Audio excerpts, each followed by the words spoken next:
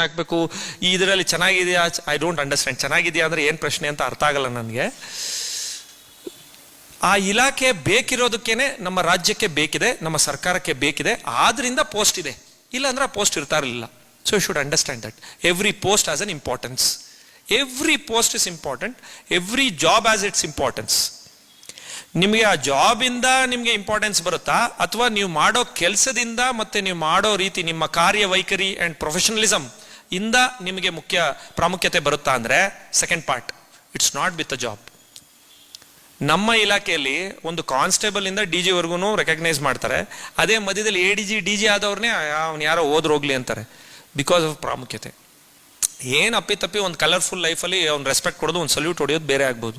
But ಪ್ರಾಮುಖ್ಯತೆ is based on you, how you work. Social welfare ಡಿಪಾರ್ಟ್ಮೆಂಟಲ್ಲಿ experts ಇದ್ದಾರೆ, ಒಬ್ಬೊಬ್ರನ್ನ ಕರೀತಾರೆ, ಅವ್ರನ್ನ ಪಿ ಎ ಮಾಡ್ಕೋತಾರೆ, ಪಿ ಎಸ್ ಮಾಡ್ಕೋತಾರೆ ಮಿನಿಸ್ಟರ್ಸು, ಬಿಕಾಸ್ ಅವರು ಎಕ್ಸ್ಪರ್ಟ್ ಇನ್ ದಟ್ ಫೀಲ್ಡ್. ಚೆನ್ನಾಗಿ ಮಾಡಿದ್ದ ಇಲಾಖೆಯಲ್ಲಿದ್ದಾಗ ಅಂತ.